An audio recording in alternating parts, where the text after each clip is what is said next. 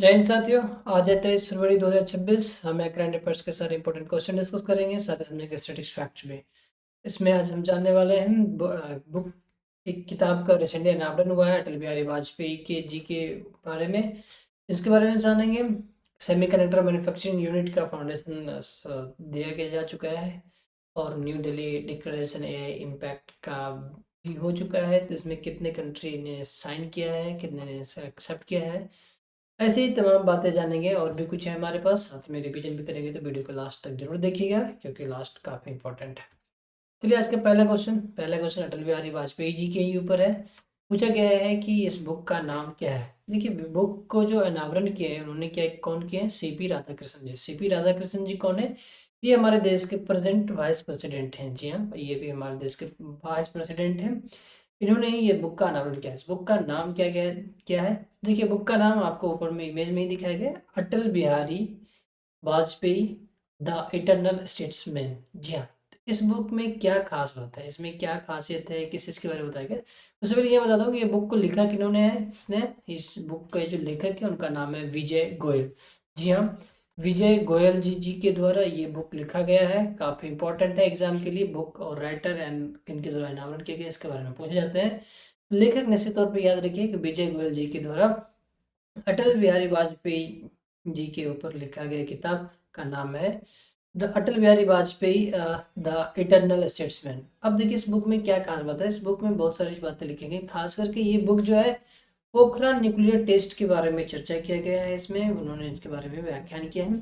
तो अब देखिए, ये पोखरान न्यूक्लियर टेस्ट के बारे में तो हम आपको बता दें कि पोखरान न्यूक्लियर टेस्ट दो दो हुए थे, पोखरान 1 पोखरान 2। दोनों के समय प्रधानमंत्री अटल बिहारी वाजपेयी जी नहीं थे। पहले पोखरान जो हुआ था वो इंदिरा गांधी जी उस समय प्रधानमंत्री थे, और दूसरे पोखरान के समय अटल बिहारी वाजपेयी जी थे। पहले पोखरान जिस ऑपरेशन के अंतर्गत हुआ था उसका नाम दिया गया था स्माइलिंग बुद्धा। ये 1974 में हुआ था। सेकेंड पोखरान, जिस पोखरान के समय न्यूक्लियर टेस्ट के समय अटल बिहारी वाजपेयी जी प्रधानमंत्री थे, उसका नाम था ऑपरेशन शक्ति। जी हाँ, ऑपरेशन शक्ति। न्यूक्लियर टेस्ट जो किया गया था पोखरान 2 1998 में, जिस समय प्रधानमंत्री अटल बिहारी वाजपेयी जी थे, और उसके बारे में इस बुक में चर्चा की गई है। अभी एआई इम्पैक्ट हुआ है, ये new Delhi declaration on AI impact complete हो चुका है। तो आपसे पूछा गया है कितने कंट्री ने इसे अडॉप्ट किया है, इस एआई डिक्लेरेशन को कितने कंट्री ने एक्सेप्ट कर लिया है। आपको जान के खुशी होनी चाहिए कि इसमें टोटल 89 कंट्रीज हैं। जी हाँ, 89। अभी कल तक मतलब पहले सिर्फ 88 कंट्रीज थे, लेकिन लेटेस्ट कंट्री जो अपना पड़ोसी बांग्लादेश है, उन्होंने भी इस डिक्लेरेशन को अडॉप्ट किया है। तो टोटल 88 नहीं, अब टोटल 89 कंट्रीज हो चुके हैं जो new Delhi declaration on AI impact को अडॉप्ट किया है। और इसमें चाइना भी है, रशिया भी है, फ्रांस भी है। तमाम बड़े कंट्रीज हैं जो इस डिक्लेरेशन को अडॉप्ट किया है। जी हाँ। तो अभी ये है, आपसे इसमें रिलेटेड कुछ फैक्ट्स भी जानकारी चाहिए, रिवीजन चाहिए कि इस बार जो एआई थीम हुआ है, निश्चित तौर पे ये पहला एआई समिट था इंडिया में। इंडिया ही नहीं, ग्लोबल साउथ में। तो इसका थीम क्या था? तो इसका थीम था सर्वजन हिताय सर्वजन सुखाय। कि हाँ, सभी के हित की बात, सभी की सुख की बात की गई है इसमें, जिसमें डिक्लेरेशन को 89 कंट्रीज ने अडॉप्ट कर लिया। ये 3 सूत्र के ऊपर था, पीपल प्लैनेट एंड प्रोग्रेस। जी हाँ, पीपल होने चाहिए, पीपल निश्चित तौर पे हो, फिर ये हमारा प्लैनेट हो, और साथ में हम प्रोग्रेस भी करें। ये सारे बातों को ध्यान में रखे उद्देश्य के लिए ये इम्पैक्ट किया गया था, और इसी के बेस पर न्यू दिल्ली डिक्लेरेशन भी हुआ है। नेक्स्ट क्वेश्चन की तरफ बढ़ते हैं कि अभी प्रधानमंत्री नरेंद्र मोदी जी ने सेमीकंडक्टर मैन्युफैक्चरिंग यूनिट का फाउंडेशन स्टोन रखा है, मतलब उसके बारे में भूमि पूजन हो चुकी है उनका। तो ये कहाँ हुआ है, कहाँ शिलान्यास किया गया है, कहाँ पे किया गया है? उत्तर प्रदेश में है। ये निश्चित तौर पे आपको क्वेश्चन में दिया गया है, उत्तर प्रदेश में है। लेकिन इसमें इस जॉइंट वेंचर प्रोजेक्ट में कौन कौन सी कंपनी पार्टिसिपेट करेगी? देखिए, एक खास बात है, ध्यान रखिए, कंपनी का नाम पूछेगी, इस वेंचर का जॉइंट वेंचर का नाम क्या देगा? तो इंडिया चीप प्राइवेट लिमिटेड। इसमें कौन कौन सी कंपनी पार्टिसिपेट कर रही है, उसका कितना परसेंटेज इन्वेस्टमेंट होगा?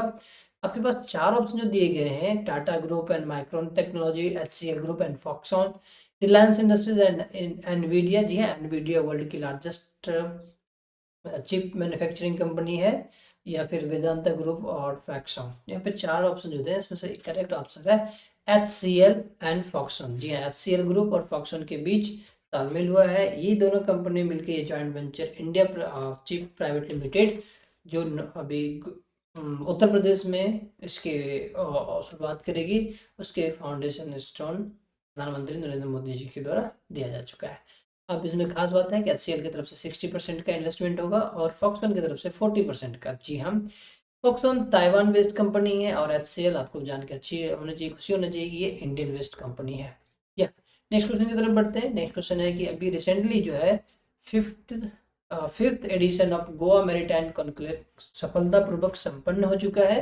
तो इस बार की इस कॉन्क्लेव का थीम क्या है? जी हाँ देखिए आप इमेज में आपको दिखाया जा रहा है, इसमें ये थीम कंप्लीट हुआ है। तो इस थीम का सॉरी कॉन्क्लेव कंप्लीट हुआ है, सही से संपन्न हो गया है। इसका थीम क्या था? थीम देखिए बहुत ही मतलब ये है, इतने आप याद नहीं रख सकते तो शॉर्ट में जरूर याद रखिए। कॉमन मैरीटाइम सिक्योरिटी चैलेंजेस, जो सिक्योरिटी चैलेंज आते हैं कॉमन, वो किस दिन IOC इंडियन ओशन रीजन में जो कॉमन सिक्योरिटी चैलेंजेस आते हैं उसको लेके progressing line of efforts to mitigate dynamic threats such as IUU illegal fishing वगैरह जो होती है अनरिपोर्टेड, उसके बारे में ये थीम रखा गया है। तो काफ़ी इम्पोर्टेंट है। अब इसमें बहुत सारे कंट्री के पार्टिसिपेट किए थे। अब ये हुआ कहाँ था? तो हुआ था एट नेवल वार कॉलेज। जी हाँ एट नेवल वार कॉलेज कहाँ है? गोवा में। गोवा की राजधानी पणजी। अब हमें गोवा के प्रेजेंट CM एंड गवर्नर का नाम बताइए कमेंट में। नेक्स्ट क्वेश्चन ये काफी इंपॉर्टेंट है, ये पूछे जाने की हाईएस्ट चांसेस है क्योंकि राजा जी उत्सव, जी हाँ राजा जी उत्सव जो राष्ट्रपति भवन में मनाया जाएगा नहीं, आज मनाया जा रहा है, आज 23 फरवरी को मनाया जा रहा है। इसमें किसी ब्रिटिश आर्किटेक्ट का जो कौन थे एडविन ल्यूटियंस, इनके स्टेच्यू को हटा के किन्हीं और इंडियन लीडर्स का स्टेच्यू वहाँ पे अनावरण किया जाएगा। तो वो कौन से नेता है? देखिए कौन से लीडर्स हैं यहाँ पे आपको दिया गया है। श्री राजगोपालाचारी या फिर सरदार वल्लभ भाई पटेल या डॉक्टर BR अम्बेडकर और डॉक्टर सॉरी नेताजी सुभाष चंद्र बोस। देखिए 4 ऑप्शन दिए हैं, तस्वीर दे रखा है। निश्चित तौर पे आप सरदार वल्लभ भाई पटेल की तस्वीर जानते होंगे बहुत अच्छे से, नेताजी सुभाष चंद्र बोस जी की भी तस्वीर और BR अम्बेडकर जी की तस्वीर। हाँ निश्चित रूप थोड़ा सा प्रॉब्लम हो सकता है श्री चक्रवर्ती राजा गोपालाचार्य जी के बारे में। तो देखिए जो तस्वीर में दिया गया है ये इनके ही है। इसका correct answer option number A है, श्री राजगोपालाचार्य जी।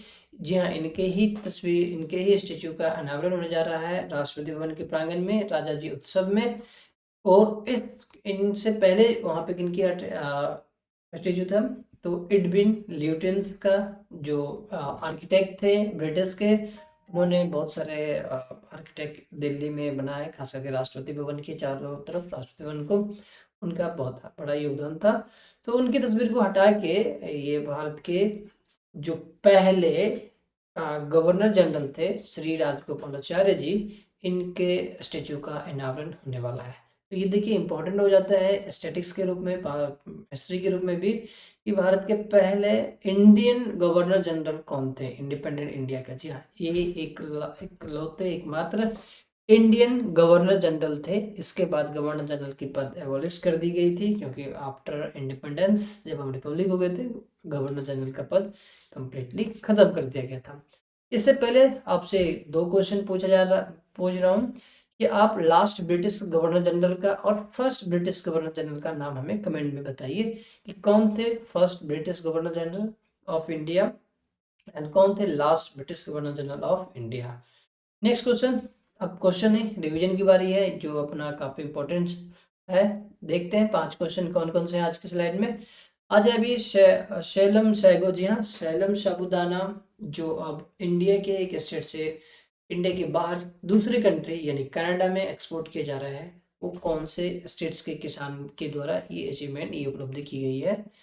नेक्स्ट क्वेश्चन है कि AI समिट में 22 भाषा AI समिट जो हुआ था उसमें एक इंडियन AI को बारे में बताया गया जो 22 official languages, Indian official languages को सपोर्ट करती है, उसमें सपोर्टेड है, वो उसमें काम करती है। जी हाँ इंडिया के 22 ऑफिशियल लैंग्वेज हैं। आप हमें ये बताइए कमेंट में कि इंडियन के कौन से आर्टिकल में या किस पार्ट में ऑफिशियल लैंग्वेज के बारे में बताया गया है। अभी टोटल 22 ऑफिशियल लैंग्वेज हैं और इस सारे के सारे ऑफिशियल लैंग्वेज में सपोर्ट करेगी, काम करेगी इंडियन एआई। उस इंडियन एआई का नाम पूछा गया है। थर्ड क्वेश्चन है कि अभी जो है एक बुक का अनावरण किया गया है, द सेक हु री इमेजिन हिंदुइज्म। मैं आपको हिंट दे दूं कि इसके लेखक शशि थरूर जी हैं। तो आपसे पूछा गया है ये किताब किन के ऊपर लिखा गया है, किन के जीवन के ऊपर आधारित है। नेक्स्ट क्वेश्चन है आपसे, मेरी परंपरा मेरी विरासत। जी हाँ, मेरी परंपरा मेरी विरासत, ये एक डिजिटल प्रेजेंस किया जाएगा ट्राइबल हेरिटेज को लेके, लेकिन ये किस स्टेट के ट्राइबल हेरिटेज के बारे में मेनली फोकस किया जा रहा है। और फिफ्थ क्वेश्चन है आज का, यूरोपियन लीगल गेटवे ऑफिस का पहली बार कहीं अनावरण हुआ है, शुरुआत हुई है, तो वो कहाँ हुआ है। तो चलिए आंसर की बारी है, हम आंसर डिस्कस करते हैं। पहला क्वेश्चन, सैलम सैगो, ये तमिलनाडु के किसानों ने इसको ये जीआई टैग दिया गया है और यही आउट ऑफ इंडिया यानी कनाडा एक्सपोर्ट करने वाला है। आप हमें तमिलनाडु के बारे में जो भी स्टेटिक्स जानते हैं, for example life line of Tamil Nadu, उनके स्टेट्स, उनकी कैपिटल एट्सेट्रा, ये सब आप हमें कमेंट कीजिए। अब ये जो 22 ऑफ इंडियन ऑफिशियल लैंग्वेज को सपोर्ट करने वाले एआई है वो है सवर्ण एआई। आप हमें सवर्ण एआई के फाउंडर के नाम कमेंट कीजिए। नेक्स्ट क्वेश्चन जो पूछा गया है, the sage who reimagine Hinduism, किन के जीवन के आधारित है, जिनके लेखक शशि थरूर जी हैं। यह श्री नारायणन गुरु, जी हाँ, केरला के श्री नारायण गुरु एक आध्यात्मिक गुरु थे, सोशल रिफॉर्मर थे, उनके ही जीवन के ऊपर आधारित है the sage who reimagine Hinduism नामक किताब। जो अभी मेरी परंपरा मेरी विरासत नाम का डिजिटलाइजेशन प्रेजेंस जो ट्रैवल हेरिटेज को शो करेगा, वो छत्तीसगढ़ के ट्रैवल के ऊपर आधारित है। मेन रूप से उनके ही बारे में बताया जाएगा। फर्स्ट एवर जो यूरोपियन लीगल गेटवे ऑफिस का शुभारंभ हुआ है वह न्यू दिल्ली में हुआ है। जी हाँ, तो आज के लिए इतना ही काफ़ी है। मतलब आज का करंट अफेयर्स में इतना ही है। फिर हम मिलेंगे अगले दिन न्यू करंट अफेयर्स के साथ एंड स्टैटिक्स के साथ। तो वीडियो अच्छी लगी लाइक कीजिए ताकि हम रोज़ मिल सकें, सब्सक्राइब कीजिए और शेयर कीजिए।